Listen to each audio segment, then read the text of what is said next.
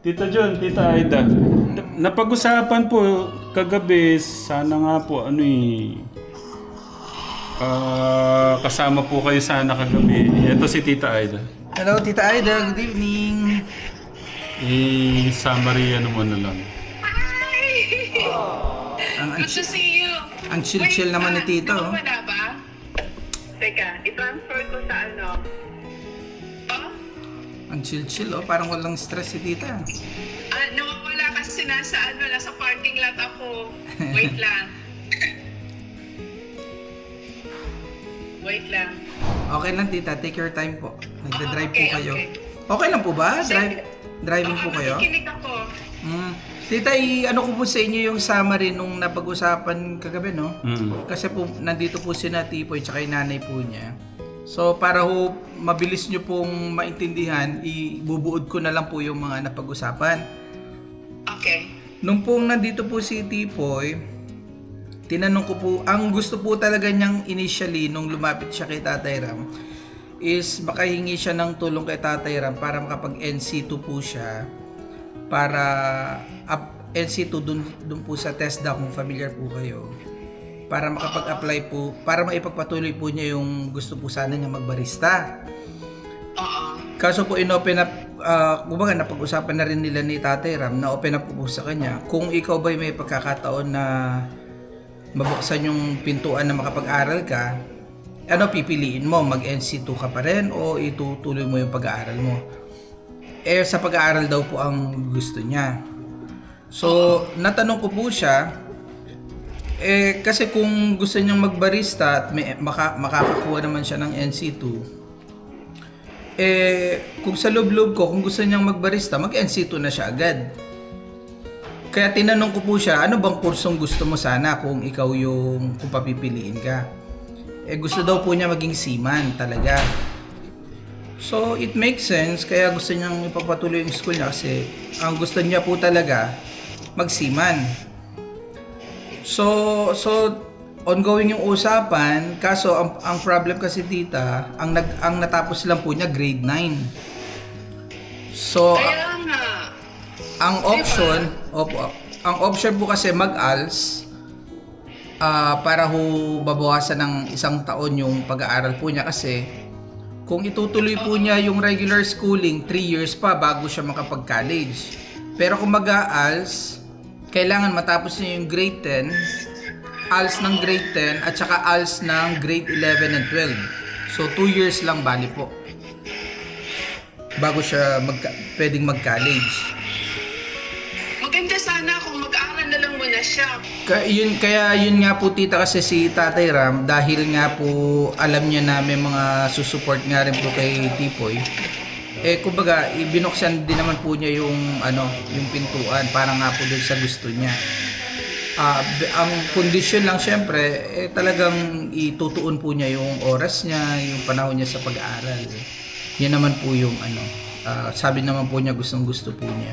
Ang kagandahan pa tita, si Kuya Angelo sa ALS po nagtatrabaho. Kaso Saktong-sakto, open po yung enrollment po nila.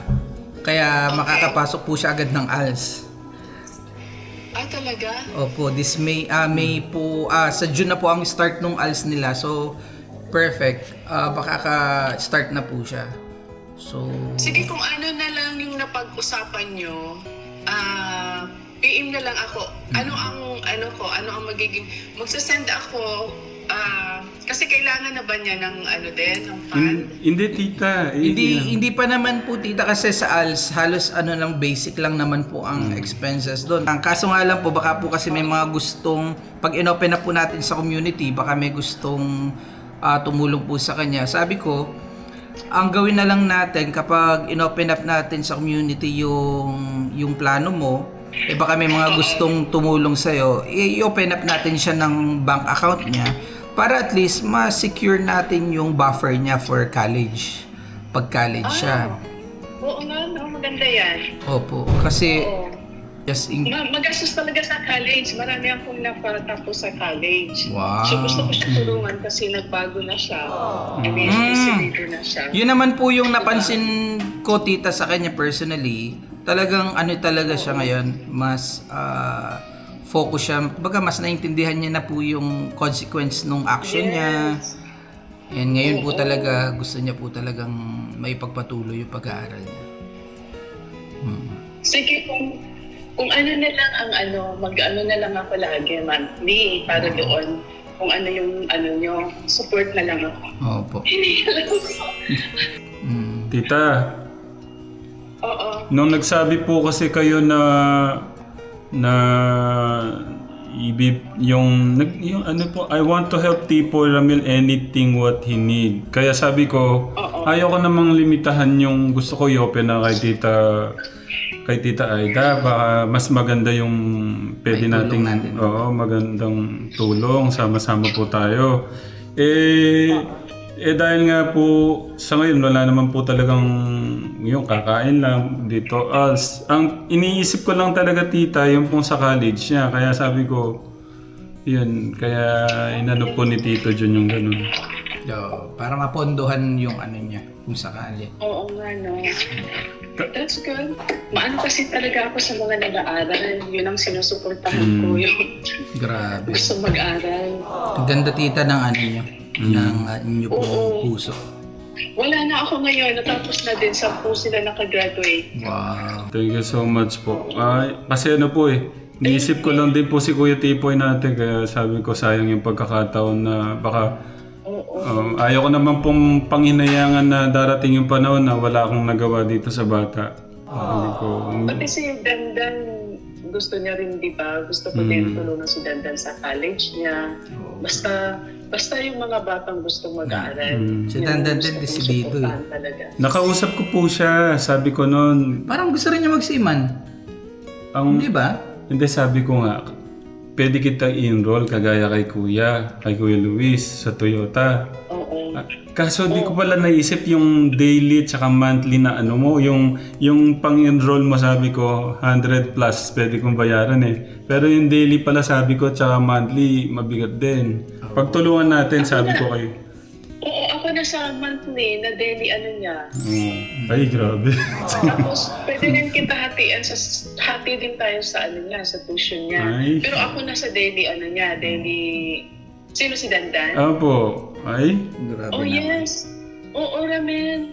Yun natin? Power. Ako na ang sa daily niya. Basta let me know kung magkano sa daily niya. Yung kay Dandan kasi wala akong idea kung ano yung kurso niya at kung saan. Yun nga gusto nga niya yung parang sa farming. Dito sa Basi. Oo, wala namang gastos yun. Sabi ko pero sa Toyota mas maganda yung ano niya sana.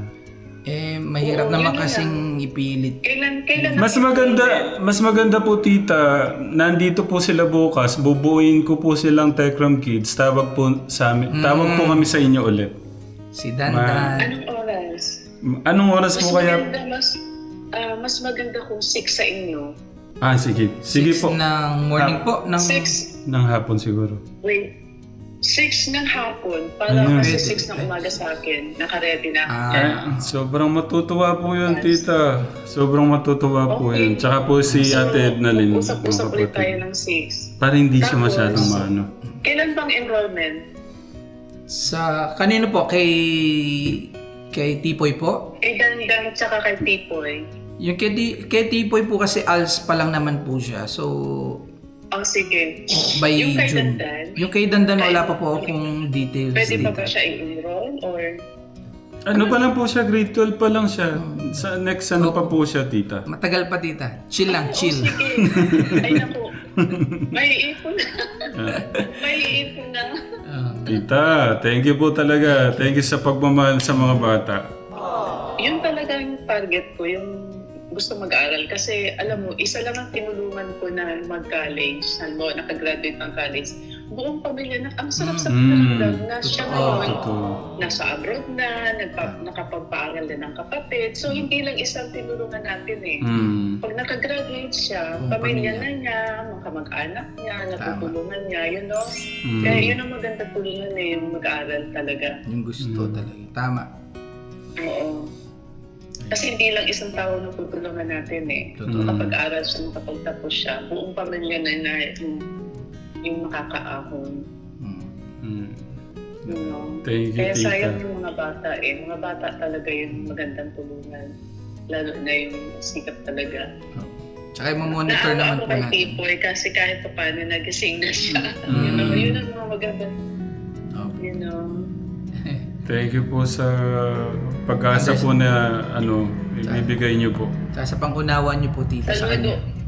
Saludo ako sa inyo. Actually, malawak talaga yung kailangan talaga ng kung sino yung naiiba, yun talaga ang dapat tulungan. I mean, unawain. Kasi sino ang uunawa sa kanila kung, you know, Tama. lahat-lahat, kung husgahan. Halimbawa, nagkamali, you know, pag-aaral talaga kailangan bumalik sila sa pag-aaral. Like si People, magandang example eh. Kahit, you know, you let him go, ngayon na-realize niya. Diba? Yes. Hindi dapat husgahan porque nagkamali siya noon. Magandang tapos si Danda nagsusumika. Ang sarap pakinggan. Ang ganda ng family na yan nila Dandan, no? Lalo na yung ate niya. Saludo ako sa ate ni Dandan. Talagang linalaban niya po yung mga kapatid niya. Hindi niya sinukuhan po. Yes. Mahirap yun eh. You know, give up mo yung talagang hindi niya. Saludo ako sa ate ni Dandan. Walang tatay, walang nanay, walang kamag-anak na pwede siyang Tapos ang dami nila, sabay-sabay nag-aaral. Kung iba yun, baka naluka-luka na sa kakahanap ng pagkain.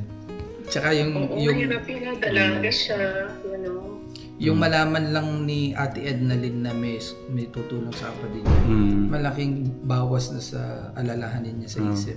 Tsaka alam nilang may nagmamahal sa kanila. Tama.